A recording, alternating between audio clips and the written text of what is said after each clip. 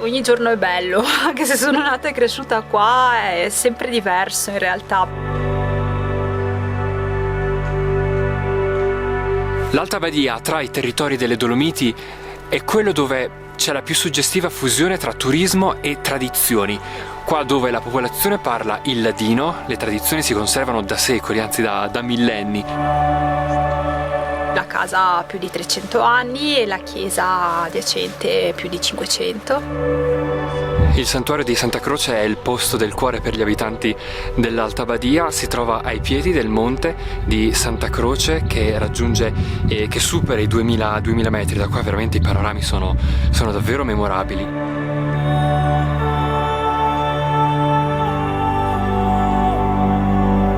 E di fianco una casa del Settecento, era l'antica casa del sagrestano, oggi un rifugio. Io sono la terza generazione, noi siamo già dal 1888, mio nonno ha fatto 50 anni, mio papà 20, io 64, adesso quest'anno, poi vediamo. Vorrei sapere la gestione di un rifugio, perché la gente non sa che lavoro c'è dietro. Sì, c'è un lavoro grandissimo perché sia col portare su la roba, il trasporto e tutto, la corrente, l'acqua e tutto il sistema è più complicato che vale. Quello è il papà, vero? Ah sì. È sempre al lavoro? Fermo non sta, non è impossibile. La figlia ormai è grande, lei adesso che comanda, io sono solo schiavo della cosa. Sono tantissimi i percorsi di escursionismo, di biking, di arrampicata qua in Alta Badia, tra il patrimonio UNESCO delle Dolomiti, percorsi che regalano scorci davvero unici. In questo territorio qua ci sono questi prati tutti belli curati, nessun contadino li concima, né con concime organico né con concime chimico, vengono proprio lavorati come si lavorava 50 anni fa.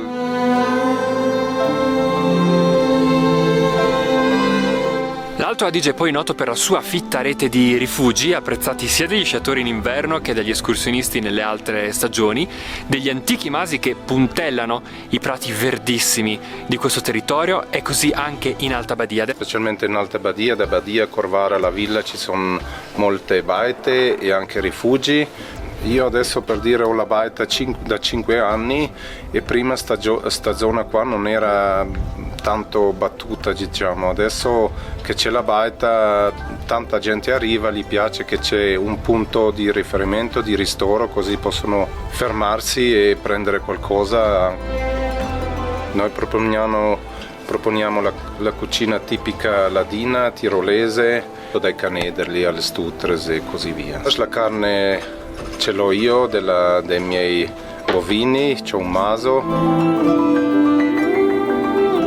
Sono molti gli antichi masi in Alta Badia ancora in funzione e c'è chi ha deciso di seguire le orme dei propri predecessori. È il macellaio, quello l'ho imparato, e poi aiuto ancora papà sul maso a fare il contadino. Quanti anni hai? Ne ho 27. Ora qua sul maso abbiamo una media di 45 bovini e 30 maiali più o meno. E quanto lavoro richiedono? Dipende un po' da giornata a giornata, però 3 ore al giorno tutti i giorni, sabato e domenica e festivi. Non c'è giorno di riposo. Non ti regalano ferie le mucche? No. Sto andando via un paio di giorni, una settimana, 2, mi piace anche il mare e le città, però dopo un po' devo andare fuori perché no. Ti manca la montagna? Sì. Cosa ti piace della montagna? Che si può fare, diciamo, tanto movimento fuori, anche tra bici, andare in montagna, essere più liberi. Ma riesci ad avere il tempo libero? Bisogna prenderselo, il tempo, poi c'è.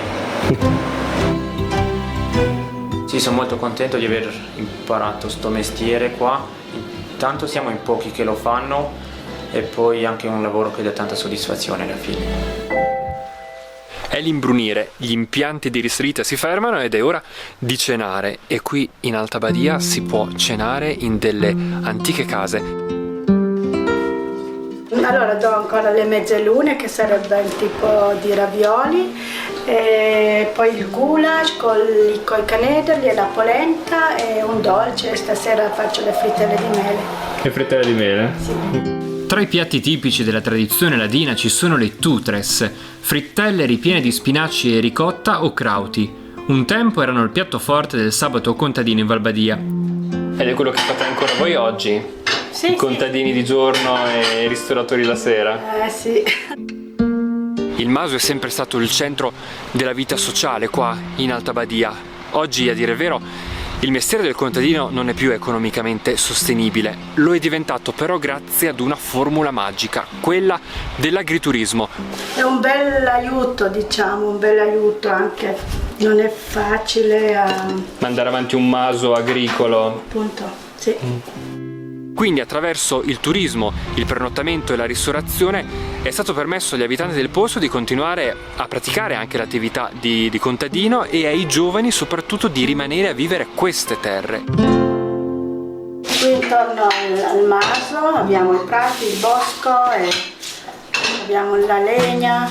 C'è ancora veramente, per fortuna, tanta passione sui Masi. Piace anche perché puoi vivere con la natura, questo è anche un bene, bisogna anche guardare da questo punto di vista. La passione per la natura è comune a molti in Alta Badia. Questo signore, dopo una carriera da insegnante, si è dato al suo più grande amore, l'apicoltura. Io penso che questa è una cosa innata da piccolo. Sono cresciuto sul Maso e ho sempre lavorato all'aperto, ecco, questo contatto con la natura. E avrei desiderato essere contadino, però se non hai il Maso come fai a fare il contadino allora? L'autunno tra le Dolomiti permette non solo di fare lunghe passeggiate, ma di gustare anche prodotti genuini, come il miele. Penso che molti che fanno il lavoro per passione fanno proprio sono più felici, diciamo, la loro vita è quella, fanno questo e poi il risultato c'è sempre, dico così io, sì. Con i suoi cieli limpidi e la luce tiepida, l'autunno in queste valli è dolce come il miele. Al tramonto, la roccia delle Dolomiti si tinge di rosa dando vita ad un fenomeno detto enrosadira e quindi questi speroni di roccia aguzza diventano come delle lanterne che infiammano il cielo. Chi conosce bene le montagne del mondo è l'alpinista Reinhold Messner, che è alto atesino, quindi di questa terra, e lui ha detto che le Dolomiti sono le montagne più belle del mondo. Come dargli torto? Nel prossimo episodio andremo alla scoperta della millenaria cultura ladina dell'Alta Badia. Iscriviti al canale YouTube Un Reporter in Valigia.